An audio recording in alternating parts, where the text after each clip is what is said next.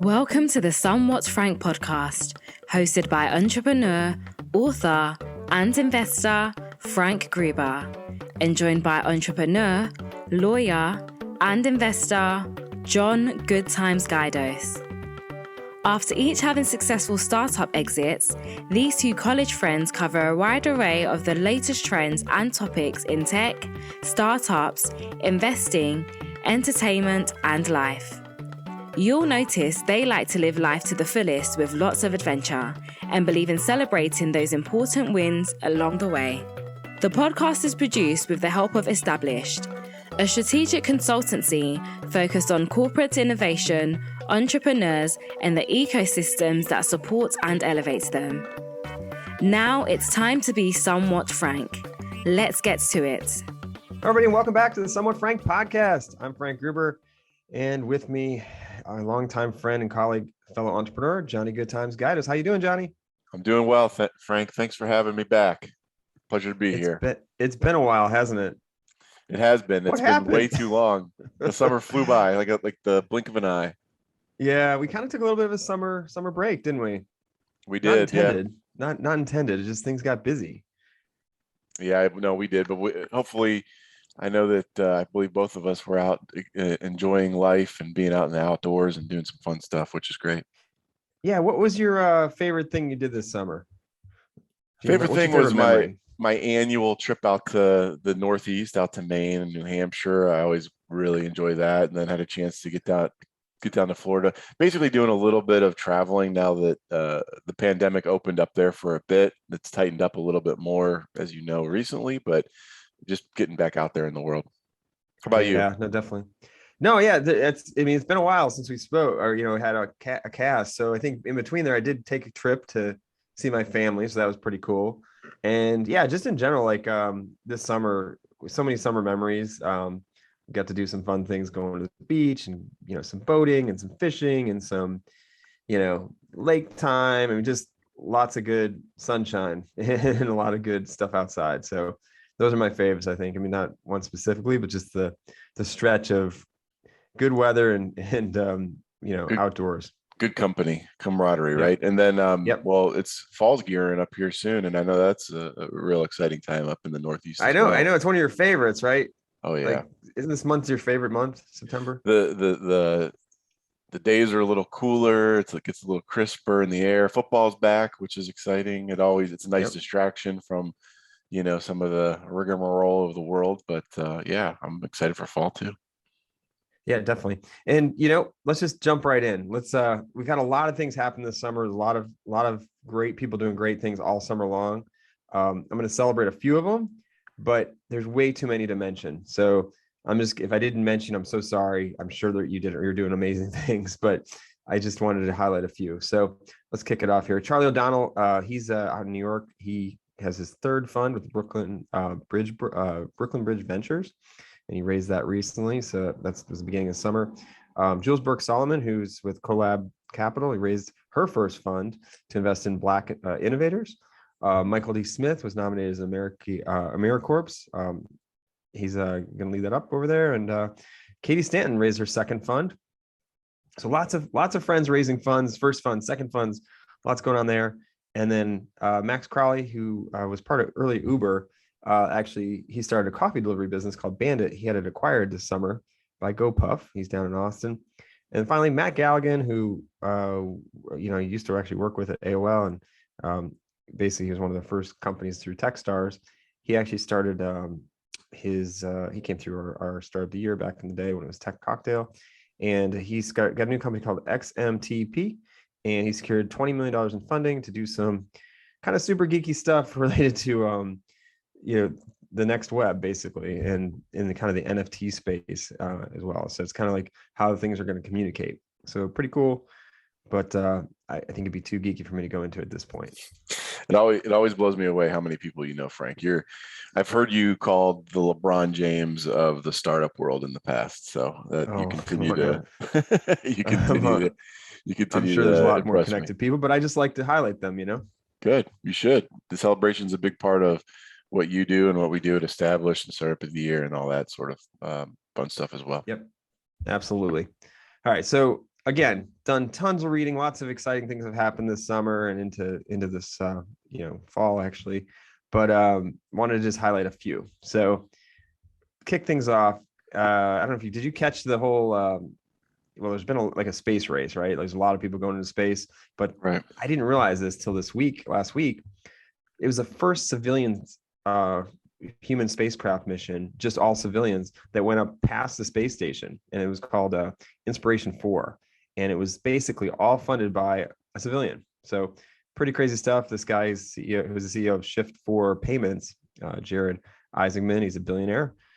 He funded the thing, and it all kind of went towards a good cause.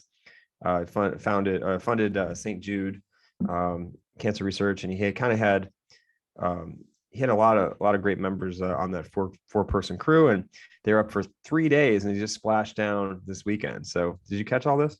No, I didn't. And well, recently you told me about it, but I didn't know about it, which just blew my mind, because you would think that would get a lot more press. But no, I'm very impressed, and I know that the St. Jude's Children's Hospital is a really great organization to also be involved with all of that and benefiting from some of that stuff. So I'm really impressed, and congratulations to everybody involved. That's amazing.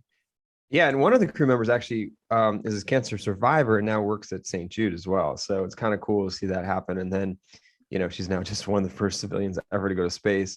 Wow. And I have some thoughts about it. I mean, here's some things. You have to basically circle. So they went off on Thursday, came back on Saturday.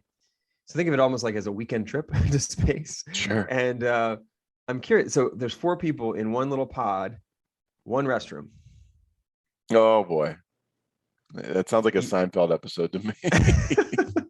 For 4 days or 3 days or whatever, one restroom. I thought about that's kind of tricky. I mean, I think about like sometimes I have friends or family come over or whatever for the weekend and stay, and if you have to like share a bathroom or something with somebody, it kind of gets tricky. So if you can imagine being in a pod the size of small pod, to have to do that could be a little dicey. And then on top of it, you're sitting in this chair, right, for like 3 days. So the inactivity, like, I'm just curious. I can't wait to hear some of those stories. I know some of the things they sent along with, the basics was like, they sent some zip ties and sedatives for people in case somebody got out of hand. Wow, that's pretty interesting thoughts you have there, Frank. I'm just thinking like you're up there. It's true. Yeah, it's you're very up true, there, right? Like think about a car ride, right? Like it's not a car ride's short, like could be like a few hours. Sure. And we're talking a couple days. If something happens to somebody, or they go off, the deep end on or something, that could be a long 3 days or 2 days.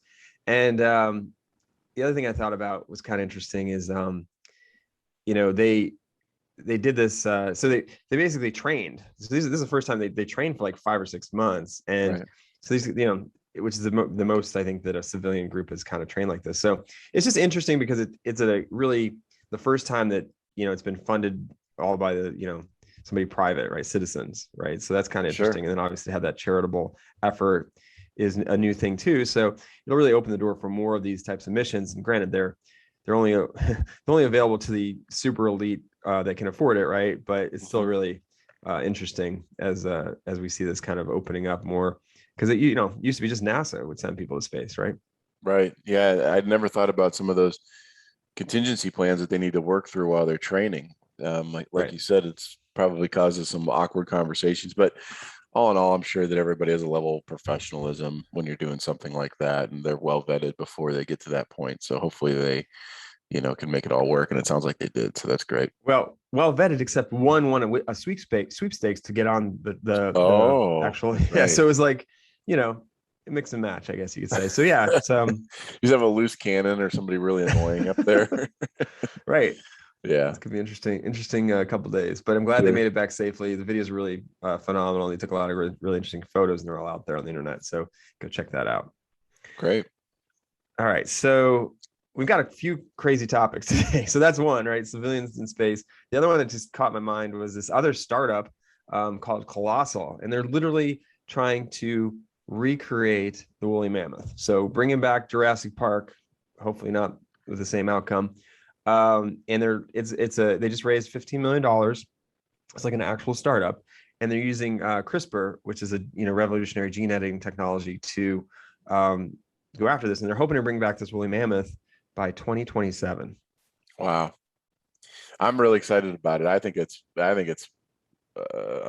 mean, that's something that we've heard about for many years, right? With Jurassic Park, the movies and all that sort of thing. And we all know that there's a potential risk involved. And so, but I think it's really cool, and it's amazing what they're able to do with gene editing these days. So I'm excited to see if they finally gene are editing able to. is phenomenal. Right. Like, isn't it crazy? So yeah, so we'll see what happens. But the founder has started multiple companies. I think he was out of Austin. One that that I recognized right away was Chaotic Moon, which is a dev studio out of the Austin area, which I had some friends that worked there and whatnot. So it'll be interesting. So this is not his first rodeo, but probably his first rodeo trying to recreate a extinct animal. I never thought I'd hear you say that sentence all together on a Monday morning. Yep. It's his first rodeo bringing woolly mammoth into the world. That's pretty cool. Yep. Yeah, it is. It's crazy. So we'll see what happens. It does, there's gonna be a lot of probably questions. People are gonna probably push back on this kind of thing, but it's not the first time like that they've done stuff like this. There's other groups that have brought and actually edited genes in humans. They're saying that some of this gene editing technology could be used to help basically figure out how to get rid of cancer, things of like that nature. So it's pretty phenomenal. So we'll see what they're able to do. And that now what I would expect, I mean, I think it's a pretty short window. 2027 right. From a startup perspective, it's long, but from like a world perspective, it's right around the corner, Yeah, my thoughts are always, as long as nobody gets hurt, right, and as long as they're not creating monsters or animals that are in pain or something like that. So, but it would be really cool to see it come to fruition. Definitely. All right, moving right along, we've got another startup company. It's actually hurricane killing startup, if you can believe that. This company, Ocean Therm, they're Norwegian. They've basically created a novel solution for, basically stopping hurricanes in their tracks. And you know what that is, Wow. John? That sounds like a plot to a James Bond movie, but keep going. Bubbles. Oh, Literally really? bubbles. Yeah, They're using bubbles to cool the sea temperatures in order to cut off hurricane supply of warm water. So these basically in the hurricane situations, typically they feed off of this 80-degree temperature water or higher because it's they go to the warmer temperatures. And in this situation, they're hopeful that they can slow these puppies down before they hit land by doing this kind of cooling with bubbles. Well, it sounds like a good idea to me. I just I hate making assumptions, but you warm up the ocean water a couple degrees, and then you have algae dying or exponentially growing, and that kills other fish, etc. So they're cooling it, so that's good. So they're cooling it, but still, you're right. They're definitely altering the state of the ocean. Right. The point being that they're kicking something else out of making it a little weird so that they could have some sort of other goal in mind. So let's just hope that keep our fingers crossed that they're not throwing the whole world out of whack doing something like that. But I mean, the intention's good, right? I mean, if you could soften the blow of some of these hurricanes, it would be great. Yeah, I'm curious what that looks like from how do they do that at scale? Because this is do you just lay a perimeter, of cooled bubbled water, something like that? Right. Do they pour LaCroix in there? Or what are they doing, to make that bubble happen? It sounds like they would need a lot of water as well. Yeah, so a lot of bubble water. Right. Pretty interesting. Definitely. Pretty interesting stuff. Yeah. So we'll see. We'll have to keep an eye on that company, Ocean Therm. All right. So we've done a lot of Zoom calls, right? A lot of Hangouts, a lot of way too Teams many calls. Yep. Yeah, exactly. Microsoft Teams, like all these different products, they all have video. And there's actual science or studies out there that Microsoft just did that shows that you can actually Zoom brain is actually a thing. Like it's a legitimate condition where after doing constant videos, it does increase your stress and brain noise. Wow. So I believe it. Yeah, no, it's funny. I think with like in-person kind of stuff, you would take a break and maybe get a walk, go from place to place. Maybe you're in one room and you go to another, and that's enough for your brain to kind of reset and not, feel exhausted. Whereas in this current remote situation, you just turn the channel and jump on another one, and your brain just doesn't get a chance to pause usually. I'll tell you what, I've noticed, and it almost feels to me like a you're on Zoom, we're on Zoom all day, literally. And then at night, you relax a little bit, you kick on Netflix, and then you're on your phone refreshing Slack or email basically all night. I know I toss and turn all night, and literally, I don't know about you, I'm not trying to be over dramatic, but like I feel shaky, right? I mean, it feels like anxiety almost, and to the point of Zoom overload, like you're talking about. It's interesting to see how it'll affect people's health moving forward. Yeah, I didn't even think about that, the amount of screen time that you can be on. And we combat it with our little one as well. We're trying to like figure out how to keep her off the different, tablets or TVs or whatever. And you take one and you turn it off and put it away somewhere. And the next thing that, it's the TV, and then you're like, oh shoot. So you got to try to figure out other activities to get away from that stuff, because, within, as time goes and everything, and everyone kind of she grows up and whatnot, there's going to be plenty of time to be on screens, as we all know. We've been on them for, like you said, like nonstop. So I think you have to be really thoughtful about how you handle it. And, some ideas of how to do it at work would be like, maybe, suggest doing some audio only calls on certain days, right? Mm-hmm. And, or position your camera away from you being straight in there, so you're staring at a camera, at the screens. Maybe you're able to like do some meetings where you're far away and you're able to walk and stand, as long as you have pants on. You could pace, right? You could do it all. I know there's like some of our team members have standing desks and things like that, so that helps, but that's still like right in front of you, so you're kind of staring at a screen. So try to think of ways to like take your eye off the screen a little bit, and it should help, combat some of that fatigue. Sure thing. Sounds like a good plan to me. Absolutely. Oh, and we'd love to hear from our listeners too. If you have other ideas, please do email us at somewhatfrank@est.us. So if you have thoughts or ideas about any of these stories, Zoom fatigue or whatever, let us know. We'd love to hear feedback. So got we'll send you some notes back. All right. So moving right along here, Johnny, we've got chickens for rent. Apparently, rent a chicken has trended over this during this pandemic and spiked. People are literally renting their chickens and allowing people to like watch them. I guess it's kind of a unique, different model. Or maybe they're able to get chicken eggs from them. I don't know. I love that idea. I have 4 chickens that are for rent. Any of our listeners want to rent my chickens, feel free. I'm happy to deliver them to you. They're a handful, and they'll give you about 6 eggs per day, which is pretty exciting. And I'm kidding. I'm half kidding, but they've been a lot of fun, and I'm interested to. It's funny to see that people are renting these chickens, and I get the idea. Some people may have buyer's remorse because they tend to be a little dirty, a little smelly, and but they are kind of fun to think about. Yeah, and so what they've been doing is literally this rented chicken concept. It varies, but more or less, most companies provide like 2 to 4 egg-laying hens, anywhere from 4 to 6 weeks, and you just rent them.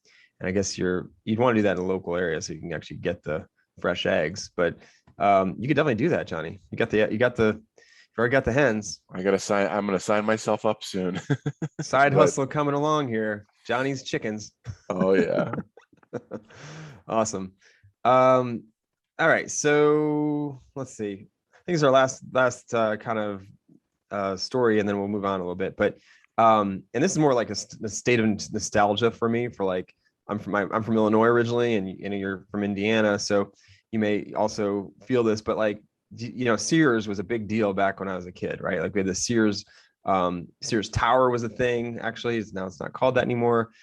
You had both Sears and Kmart, which were kind of owned by the same people. But Sears was founded in Chicago in like the 1800s, and it grew up into this huge business, and for both, basically apparel. It was like the first kind of department store, really. And they had, thousands of stores all over. And long story short, every, fall we'd get the wish book, right? So you get this Sears catalog, right? And it'd be super thick and filled with everything you ever needed or wanted, and you'd be able to circle things or whatever. So it's really brings you back. But the reason I want to bring it up today is the last Illinois store is shutting down in November, which is kind of crazy. The whole company has been a mess for a while, but they filed for bankruptcy in 2019 and were sold to another company. I think it's called like Transform Co., which sounds like a roll up or something like that. But either way, there's about 35 stores left, Sears stores, 22 Kmart stores. And I grew up going to both those kinds of stores, and sounds like they're becoming extinct. Yeah, it's kind of sad. It's the end of an era, it feels like. And Yep. it's been a long time coming. I feel like that's been a sinking ship for a couple of years now. And so but to your point, it's pretty sad in the end of an era. And I know that It started as a catalog back in the day, right? That's kind of what helps us. Part of the history of the United States move out west was people were able to get supplies via, trains and all that sort of thing with the Sears catalog. So it's kind of a sad time for that. Absolutely. But why is it important? Like, think about that. The catalog was the internet, right? So right. I think it's interesting because they didn't evolve quick enough. They could have, brought this all online and been Amazon, right? There was that opportunity. But again, once you get kind of entrenched in a business that works, if it's not broke, don't fix it kind of thing. And they kept moving along with these retail stores and not moving that online. And it's funny, they've gotten to the point where, Amazon and Walmart kind of took their lunch more or less. Right. So something to think about in your business, while you are comfortable, always be thinking about what else can you be doing to kind of evolve what you're doing and be staying attuned to the environment around you. Definitely. Yeah. You need to grow and evolve just like anything else. Exactly. And I was actually just, I guess I was wrong. There is one more story here for us. Switching gears, we're going to talk about, we had a good summer. We barbecued a lot, but I was curious if you barbecued any 3D beef. I did not, Frank. There's no way. It's not my thing. I've talked about this before, and I know that it's, picking up some steam, but that's not my definitely. thing.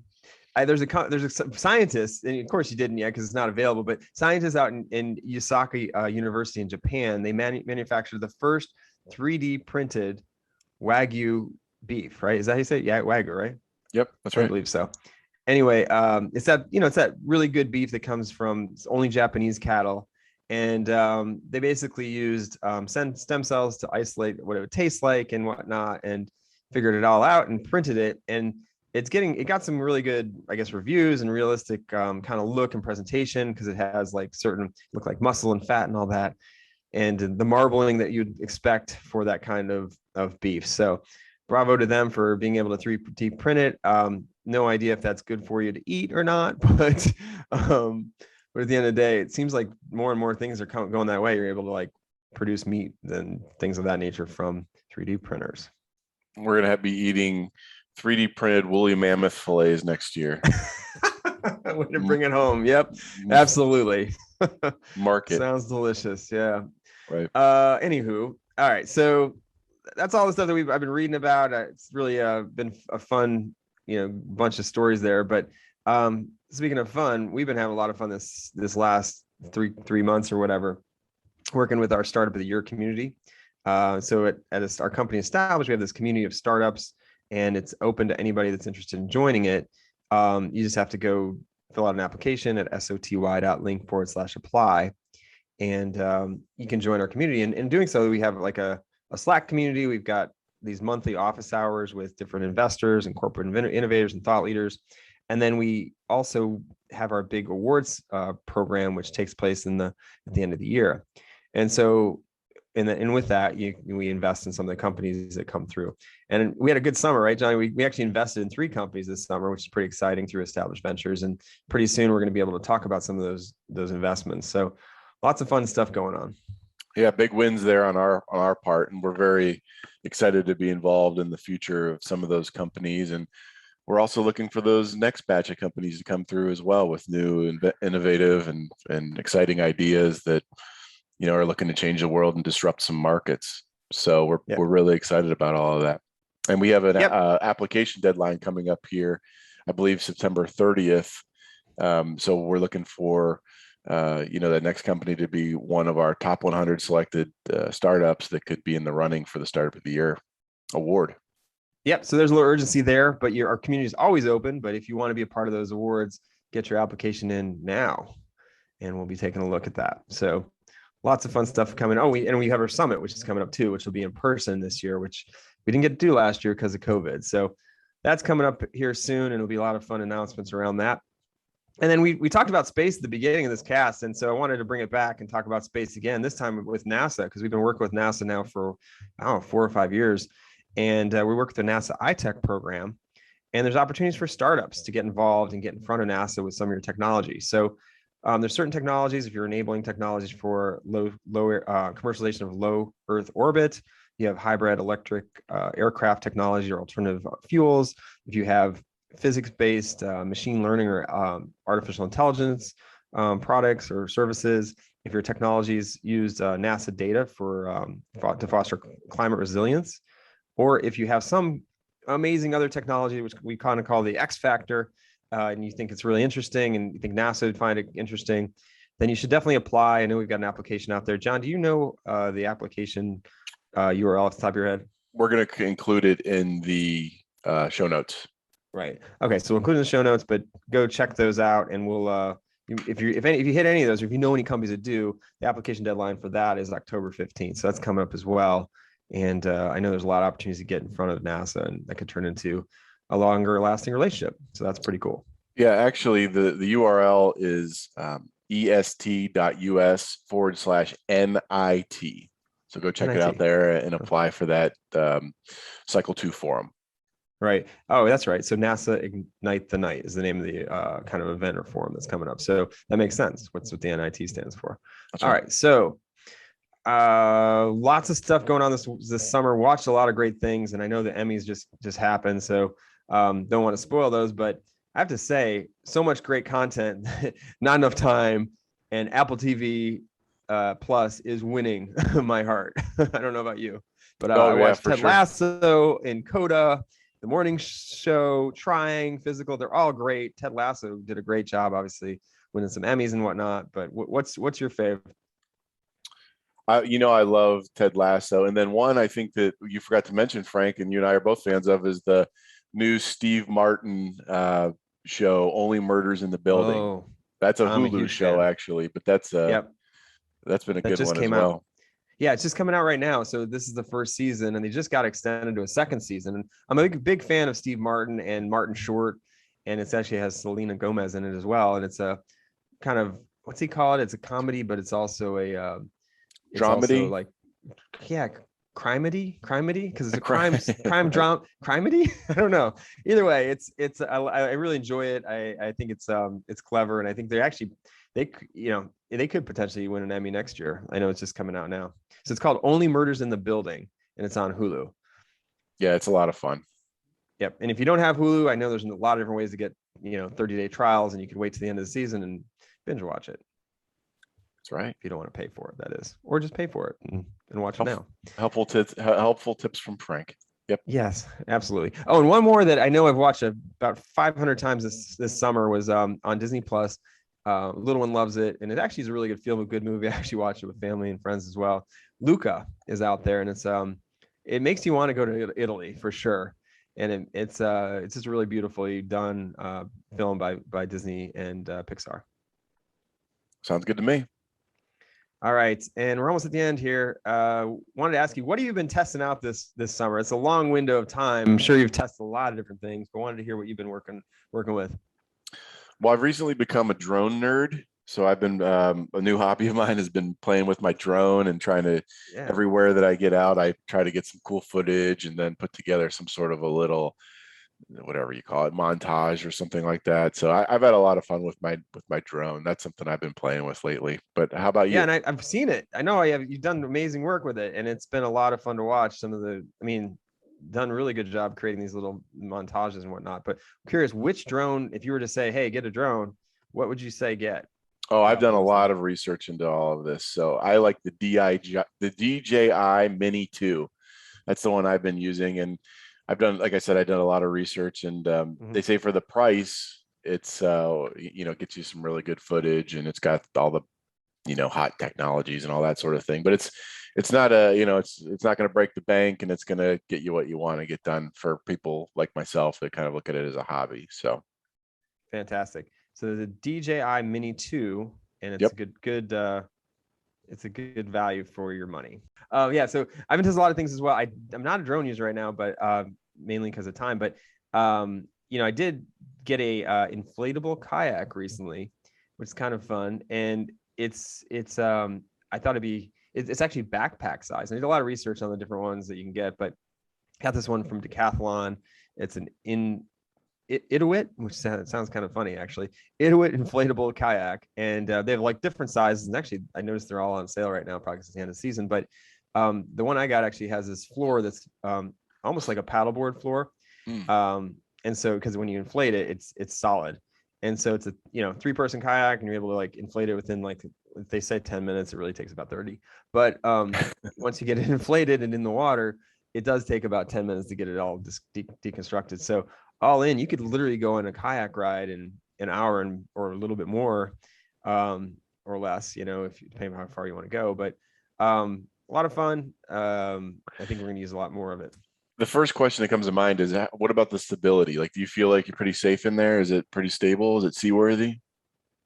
Absolutely. Yeah. So I think that's part of the research I did. There's a lot of different options out there. I know REI sells versions of this, not this particular one, but others. The difference is this one actually has a special technology that it almost like has nylon threads in between on the floor that kind of like the same way that they do in inflatable paddle boards. And I forget the name of it, but more or less it's these, if you can imagine, like threads that go between the floorboards on both sides. So when you inflate it, it makes it way, way more stable than a regular just inflatable without those extra, I guess, supports. And so the particular one we have, it was really, really stable. And you can't, it was not, with 3 people in it, we didn't even feel it if someone moved, and like our little one was hanging over the edge the whole time, basically. And we didn't tip over. So, so I think, we took a few waves and whatnot. So, you can take it up and down the river, or you can take it into the, just obviously wear life jackets and be careful, but, you don't want to go out and rip currents and things of that nature. So we're going to stay towards the shore or in rivers and, things that are like a little less dangerous to begin with. It sounds like a lot of fun. Glad you got a chance to get out there with it. Yeah, absolutely. Yeah, nothing like rounding it out the day before the end of the summer or something. Yep. Finally got it out there, but a lot of fun, and we expect to use it a lot and use it for, a lot of different purposes. Take it to the beach, go on the boat, whatever. Exactly. Yep. All right. So I think that's it for today. It's been a lot of fun to catch up, Johnny. It's been a while. We got to try to figure out a flow to get this going more regular now that we're out of the summer months, and I'm sure we will. But thanks everyone for listening. This is a Somewhat Frank episode. We're going to try to do this more regular. Thanks everyone for listening. Have a great day. Thanks for listening to another Somewhat Frank podcast episode. Be sure to rate and subscribe wherever you listen to your podcast. We'd love to hear from you. Don't forget to celebrate your wins, small and large, with gratitude. It will make your journey more enjoyable. We'll be back soon with another episode.